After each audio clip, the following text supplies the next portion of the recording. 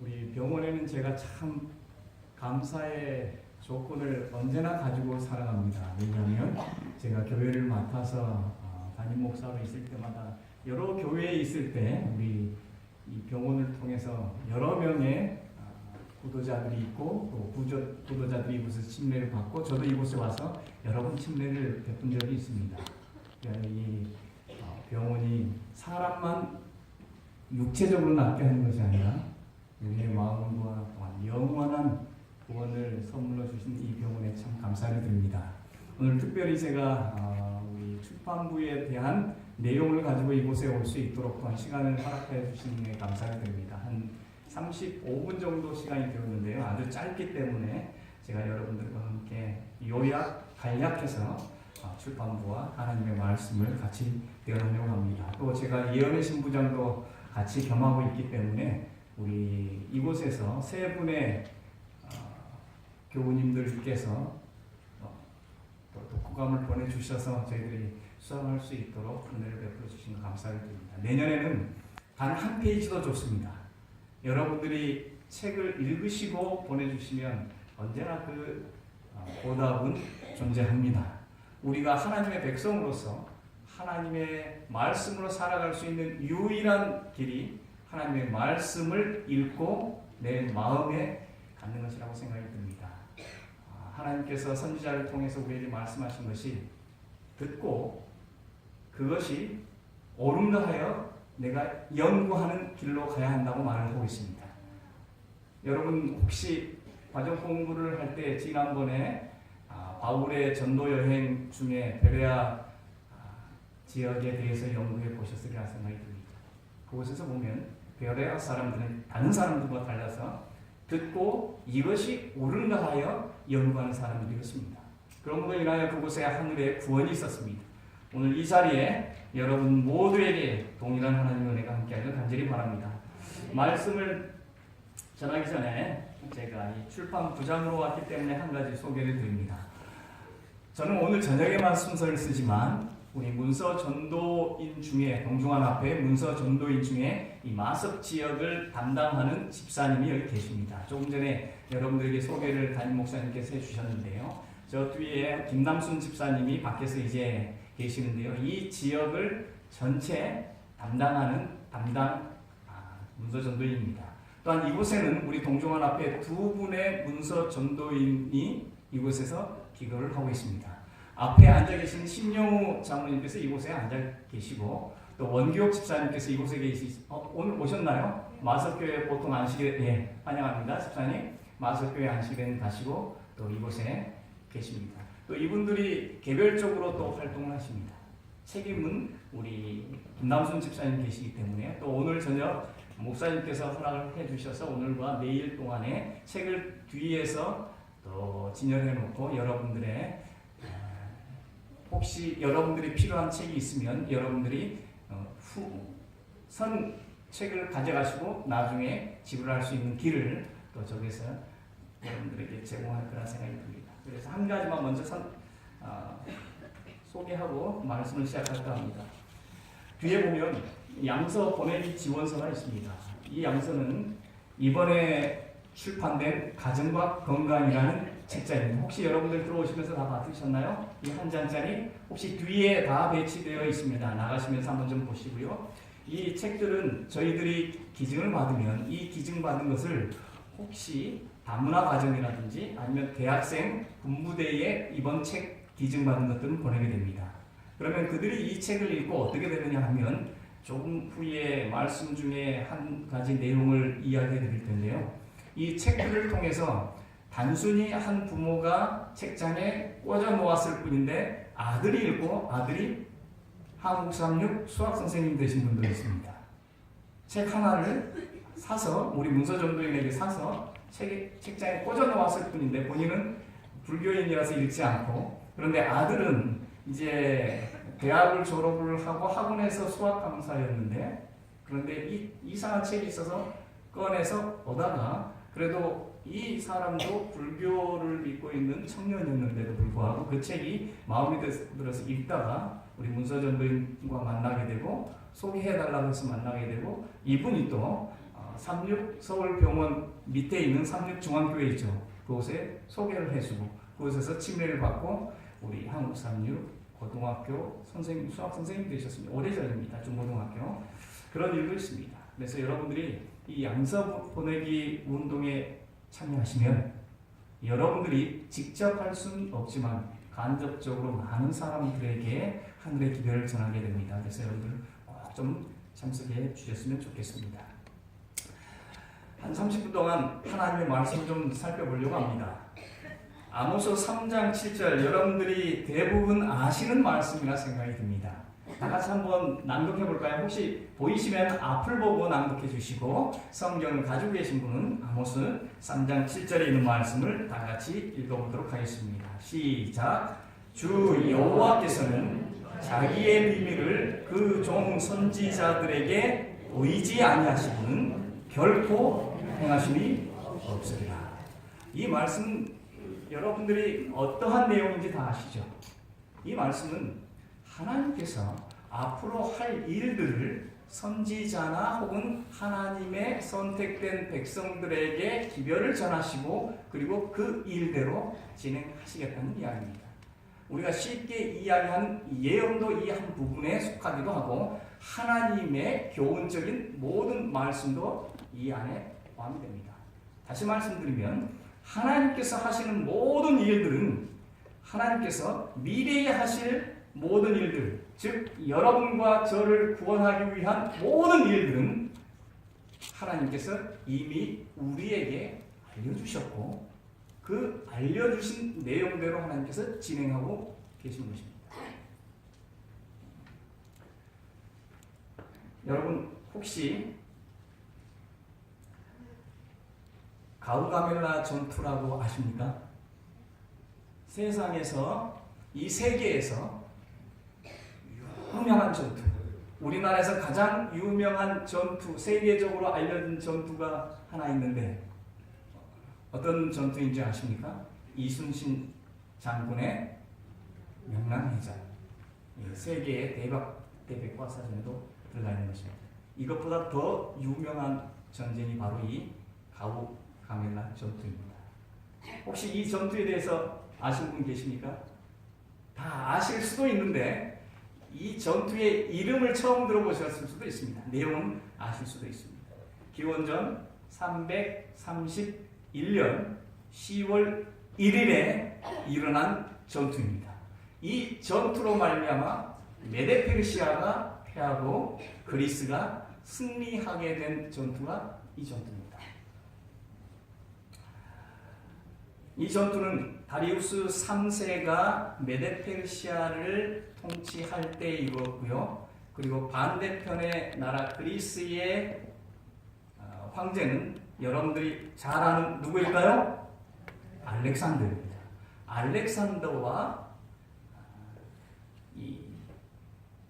좀 전에 말씀드렸던 다리우스 3세의 전쟁. 다리우스 3세의 군대는 약 9만에서 10만 정도 됩니다. 어떤 책에는 100만도 된다고 하지만 역사학자들은 9만에서 10만 정도 이야기를 하고 있습니다. 그리고 반대편에 알렉산더가 이끄는 군사는 약 4만 7천 배 이상 적은 숫자의 군대의 싸움이었습니다. 그리고 이 전투에서 누가 이기느냐면 무기도 가지지 않고 재래식 무기를 가진 소총만 가진 그리스군과 대포도 있고 전차 부대도 있는 메데페르시아의 전투에서 강대국과 약소국의 싸움에서 누가 이기냐면 여러분들도 다 알다시피 알렉산더가 이깁니다. 그런데 이 가우가멜라 전투에서 승리한 이 알렉산더는 바로 바벨론 성으로 들어갑니다. 들어가서 그 바벨론 성들을 모두 점령을 하고 바로 이 알렉산더가 간 곳이 있습니다. 여러분 어디인지 아십니까? 메데페르시아의 주성인 바벨론 성을 점령하면 끝나는 겁니다. 그런데 이 사람이 한 곳을 달려갔는데 중요 인사들만 데리고 뛰어갔습니다. 말을 타고 급히 갔습니다. 그곳이 어디냐면 한 무덤입니다. 왜냐하면 그 무덤은 바로 고레스의 무덤이었습니다. 이 그리스의 대왕 알렉산더가 죽은 사람의 무덤에 달려간 이유는 왜인가 하면 이 사람의 모든 사상과 이 사람의 모든 정신이 바로 메데페르시아에 잠겨져 있기 때문에 그렇습니다. 모든 백성들의 사상은 그들의 마음의 우상은 누구였느냐면 바로 이미 오래전에 죽은 이 메데페르시아를 통일한 고레스 대왕의 가르침이 있었습니다. 여러분 혹시 일제 36년 시대에 35년 반 동안에 우리의 정신을 무너뜨리기 위해서 일제가 한 일들 중에 돌에다가 무엇을 박아요? 큰 돌에다가 정을 이용해서 쇠를 박고 산에다가 유명한 자리에다가 그곳에다가 정을 통해서 큰 대전차 못을 박아놓는 일 여러분들 아실 겁니다. 지금도 이것을 캐내는 사람들이 존재합니다. 이것을 찾아다니면서 왜 그랬을까요? 우리의 한민족의 정신을 없애버리려고 하는 바로 민족 정신 몰살 운동 중에 첫 번째가 그것이었습니다. 그렇듯이 이 그리스의 대왕 알렉산더가 이미 점령했지만 바로 달려가는 곳이 그 무덤이었습니다. 그런데 이 무덤에서 알렉산더 대왕이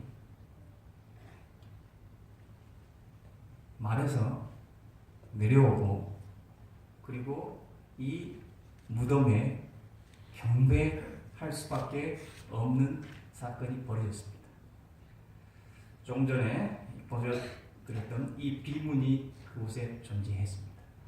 이 비문은 이제 이곳이 속해 있는 곳이 이란이기 때문에 이란에서 현대적으로 만들어 놓은 비문이지만 과거에 이 비문이 존재했습니다. 그래서 이 비문에는 이렇게 기록되어 있습니다. 나 고레스는 한 세기를 지배했었다. 그러나 언젠가는 이 땅이 다른 왕에게 점령될 것을 나는 안다.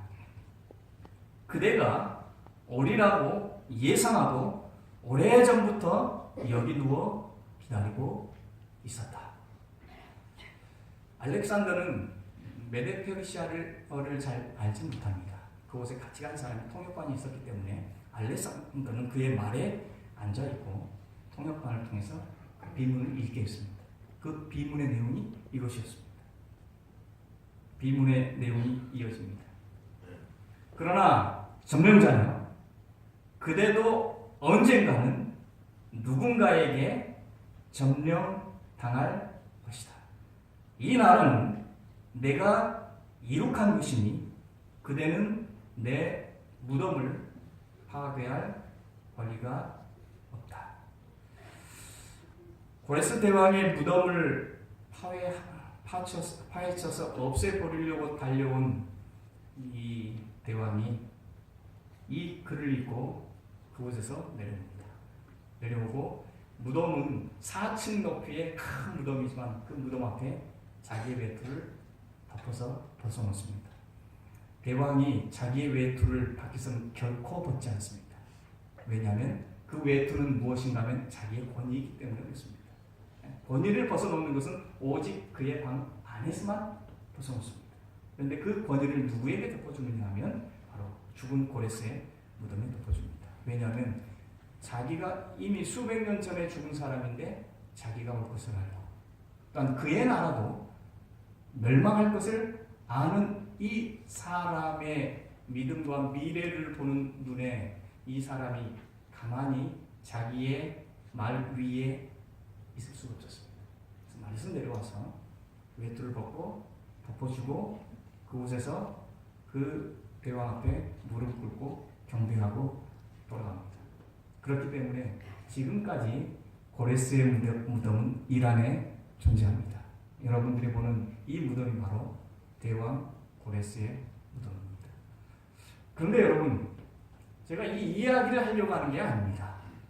어떻게 고레스는 자기의 미래에 대해서 이렇게 알고 미래에 대해서 예언을 해놨을까 하는 것입니다. 고레스는 이스라엘 백성이 아닙니다. 이스라엘을 점령한 나라 중에 한 나라 대원입니다. 그런 사람이 어떻게 미래에 대해서 이렇게 자신에 대해서 잘 알고 자기의 나라에 대해서 잘 알 뿐만 아니라 자기의 무덤에 누군가 찾아올 것을 알았을까요? 이사야 45장 1절로 6절에 이렇게 기록되어 있습니다. 나 여호와는 나의 기름받은 고레스의 오른손을 잡고 열국으로 그의 앞에 항복하게 하며 나의 택한 이스라엘을 위하여 너를 지명하여 불렀나니 나를 알지 못하였을지라도 나는 내게 칭호를 주었느니라. 해 뜨는 곳에서든지 지는 곳에서든지 나밖에 다른 이가 없는 줄 무리로 알게 하리라. 나는 여호와라. 다니엘이 고령이 되었을 때 고레스가 다니엘을 찾아옵니다. 그리고 이 다니엘에게 200년이 지난 이후에 그리고 현재에 대하여 자기 나라와 미래에 대하여 고민하고 있었습니다. 그 고민을 누구에게 풀었냐면 바로 이 다니엘을 불러서 풀었습니다. 이 다니엘은 70년 전에 느부갓네살에게 꿈을 이야기하고 꿈에 대한 미래에 대한 이야기를 해준 것을 고레스가 알았기 때문에 그렇습니다. 그래서 고레스가 다시 한번 이제 약 70년이 지난 후에 이 다니엘을 부릅니다. 이제 그때는 18세, 20세였기 때문에 지금 8, 90세 된 이 노 신사가 고레스에게 한 가지 책을 보여주는데 그게 바로 이사야서입니다. 자신이 태어나기 수백 년 전에 이미 하나님께서 누구를? 고레스를 선택하고 고레스라는 이름을 준 내용이 이곳에 등장합니다. 자신은 단지 아버지가 나를 낳고 아버지가 나에게 이름을 준 줄로 알았는데 이미 수백 년 전에 나에 대해서 이미 기록되어 있습니다. 그리고 자신이 바벨론을 해자를 이루고 있는 바벨론 성을 막아서 물길을 막아서 그리고 이곳을 어떻게 바벨론을 멸망시키는지에 대하여 이미 이야기가 되어 있었습니다. 자기도 모르는 사이에 자기가 예언되어 있었고 자기가 이미 어떤 일을 할 것인가에 대해서 이미 성경에 기록되어 있었던 것입니다. 그래서 이 고레스는 더 이상 하나님을 거부할 수 없고 하나님의 기별을 믿지 않는 사람이 될 수가 없었습니다. 다시 말하면 쉽게 말하면 이 일로 인해서 고레스는 하나님을 믿고 하나님의 모든 기별을 전적으로 받아들이는 사람이 됩니다. 그러므로 인해서 이스라엘 백성들의 성전 건축도 이스라엘을 해방시키고 이스라엘을 자유롭게 해준 왕 중에 하나입니다. 우리는 분명히 하나가 가면 이 왕을 볼 수 있을 거예요. 고레스에게 하나님께서 이렇게 이야기합니다. 내게 칭호를 주었노라. 이 말은 단순히 이름이 아니라 내가 왕이 되는 그 길을 내가 주었노라 이 말입니다. 고레스가 어떻게 왕이 되었는지 여러분 아십니까? 페르시아의 조그만 나라의 왕이었는데 메대의 큰 메대를 할아버지 나라를 이 고레스가 할아버지를 무찌르고 통일시킨 거예요. 고레스는 그 할아버지의 나라를 통일시킨 유일한 위대한 왕이었습니다. 그가 그렇게 될 수 있었던 것은 그 자신의 힘이 아니라 하나님께서 도와주셨다는 것을 믿는 거예요. 알렉산더가 죽을 때 이런 말을 합니다. 내가 죽거든 묻을 때 손을 밖에 내놓아 남들이 볼 수 있도록 하시오. 나는 단지 사람들에게 천하를 쥐었던 사람이고 알렉산더도 떠날 때는 빈손으로 간다는 것을 보여주고자 하며 이것이 알렉산더의 마지막 유언이었습니다. 자기의 손을 내놓고 매장하는 것입니다. 그것은 무엇인가 하면 자기가 이렇게 큰 것을 이루어 놓았지만 돌아갈 때는 나는 빈손. 알렉산더는 빈손으로 돌아갔지만 고레스는 빈손으로 돌아가지 않았습니다. 그가 가지고 있었던 것은 하나님의 기록된 말씀에 따라 행함으로 인해서 미래까지 그의 무덤이 보존될 뿐만 아니라 그의 신앙이 많은 사람들에게 전달되어서 많은 사람들이 하늘의 소망을 가지고 살게 되었기 때문에 그렇습니다. 이것이 기록의 힘이고 하나님 말씀의 힘입니다. 하나님의 말씀이 없는 사람에게는 공술의 공습으로 돌아가게 됩니다. 우리도 공술의 공습으로 돌아가는 것 같지만 실상은 그렇지 않습니다. 고레스가 가져간 것처럼 영원한 생명을 가져갈 수가 있는 것입니다. 그것이 기록된 하나님의 말씀에 따라 산 사람입니다. 여러분들에게 한 가지 이야기를 해드리려고 합니다. 허윤회 사장님이신데 이 허윤회 사장님이 지금은 아마 얼마 전에 정치도 하셨던 분입니다. 목사님 사모님이셨는데 목사님이 은퇴를 하셨어요. 이름만 대면 여러분들이 다 아는 우리 전국에 계시는 모든 분들이 다 알 정도로 유명한 목사님 사모님이셨습니다.